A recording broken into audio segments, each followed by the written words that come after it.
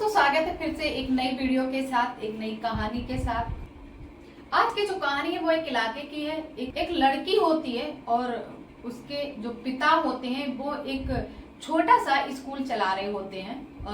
इसको ऐसे लगभग हाई स्कूल इंटर तक का ही कॉलेज होता है और उसमें सिर्फ उनके परिवार में सिर्फ 3 ही लोग थे। एक लड़की के माता पिता थे और एक लड़की थी। जब लड़की के जो पिता थे वो एक स्कूल चला रहे, परिवार छोटा सा था लेकिन पढ़ा लिखा था और समझदार था। लड़की का सपना था कि वो डॉक्टर बने। अब डॉक्टर बनना इतना आसान तो नहीं है।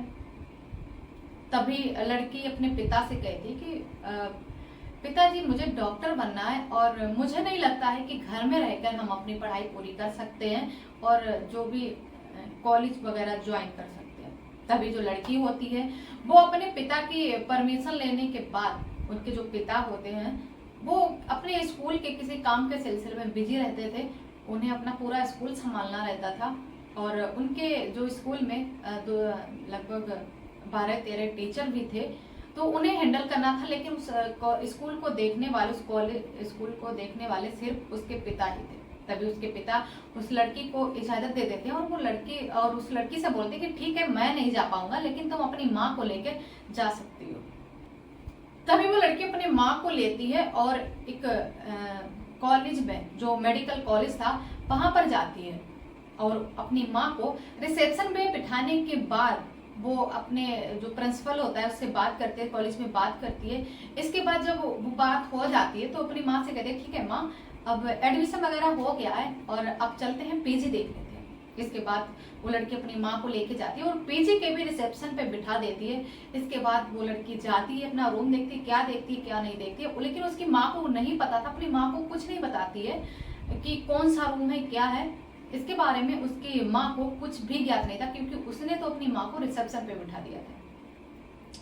अब जब उसकी माँ रिसेप्शन पे बैठ के इंतजार कर रही, तब कुछ टाइम के बाद वो आती है और कहती माँ ठीक है, सब कुछ ठीक ठाक हो गया है, क्लियर हो गया है।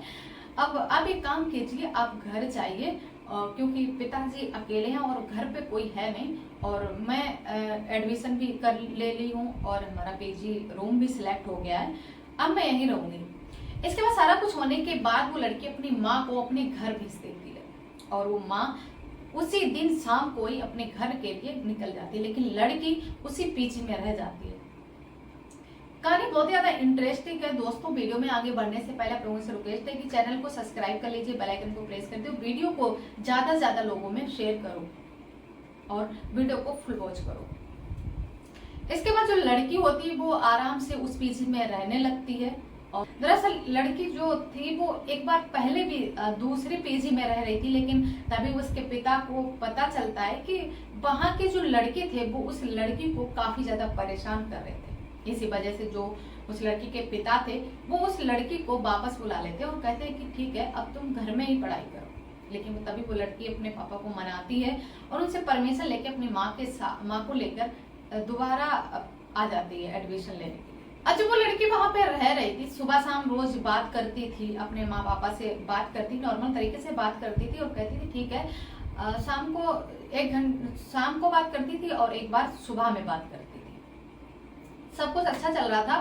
तो वो अपने माँ बाप को बताती है कि हाँ, मेरे पढ़ाई वढ़ाई सब कुछ ठीक चल रही है और आज मुझे जल्दी सोना है क्योंकि सुबह मुझे क्लास लेनी है। टाइम धीरे धीरे बीतता गया।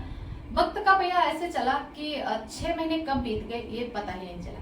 तभी 6 महीने के बाद एक सुबह होती है और सुबह होने के बाद जब पिता, उस लड़की का पिता जागता है, जब अपना फोन चेक करता है तो उसके व्हाट्सएप पे एक फोटो आया हुआ था। जब वो सुबह सुबह जागते हैं और अपना फोन चेक करते हैं, फोटो को वो क्लिक करते हैं, देखते हैं तो उस फोटो में कुछ ऐसा दिखाया गया था जिसे देखकर उसके पिता बहुत ज्यादा परेशान हो जाते हैं। दरअसल उस जो फोटो में था उसमें यह था कि उनकी लड़की के हाथ पैर बंधे हुए हैं, मुंह पे कपड़ा बंधा हुआ है ताकि वो चीख और चिल्ला ना पाए और एक पास के किचन के पीछे लेटी हुई है और कुछ कार्टून लगे हुए हैं जो उस फोटो में साफ दिख रहे थे। और साथ में ही उसमें एक मैसेज और भी था जिसमें लिखा है अगर तुम अपनी लड़की की सलामती चाहते हो तो 3 लाख रुपए तैयार रखो। जब ये बात लड़की के पिता को पता चलते हैं, जब वो मैसेज और फोटो देखते हैं तो वो अपने उस लड़की की माँ को बताते हैं और ये सब जानकर माँ बाप दोनों बहुत ही ज्यादा परेशान होने लगते हैं। परेशानी वाली बात थी क्योंकि उनकी लड़की की किडनैपिंग हो चुकी थी। जब ये खबर उस लड़की के पिता पुलिस में देते हैं, पास के थाने में देते हैं, एफआईआर दर्ज कराते हैं। इसके बाद पुलिस जब उनके घर पे आती है, पूछताछ करती है, तब वो उस लड़के के पिता और उस लड़की की माँ दोनों को गाड़ी में बिठाती है और उसी पीजी और उसी कॉलेज में लेके जाती है। जब पुलिस गाड़ी में उन लोगों से पूछताछ कर रही थी कि अपनी लड़की के पास्ट के बारे में कुछ बताइए, आखिर इससे पहले वो कहाँ रह रही थी, उसके दोस्त कौन थे। जब दोस्तों से भी पूछा जाता है तो दोस्त भी मना कर देते कि हम भी नहीं मिले काफी दिन से। तो पिता उस पहले वाले कॉलेज के बारे में बताते हैं कि मेरी जो बेटी थी वो पहले एक पीजी में रह रही थी, लेकिन वहां पे कुछ लड़के थे जो बहुत उसे परेशान करते कि जब मुझे इस बात का पता चला तो हमने अपनी लड़की को कुछ टाइम के लिए घर पे बुला लिया था, लेकिन तभी मेरी बेटी चाहती थी कि डॉक्टर बनना है उसे, और ये चीज घर पर पॉसिबल नहीं थी। इसके बाद मैंने उसे अपनी पत्नी के साथ एडमिशन लेने के 6 महीना पहले ही भेजा था।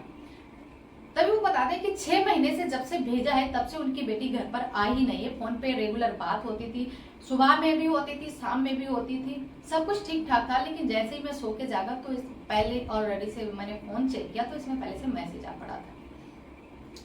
सारा कुछ बताते बताते वो लोग उस पीजी कॉलेज तक पहुंच जाते हैं। जब कॉलेज में जाके उस रिसेप्शन पे पहुंचते हैं कि दिव्या नाम की कोई लड़की इसमें पढ़ती है, तभी वहाँ का जो प्रिंसिपल था उससे मिलते हैं।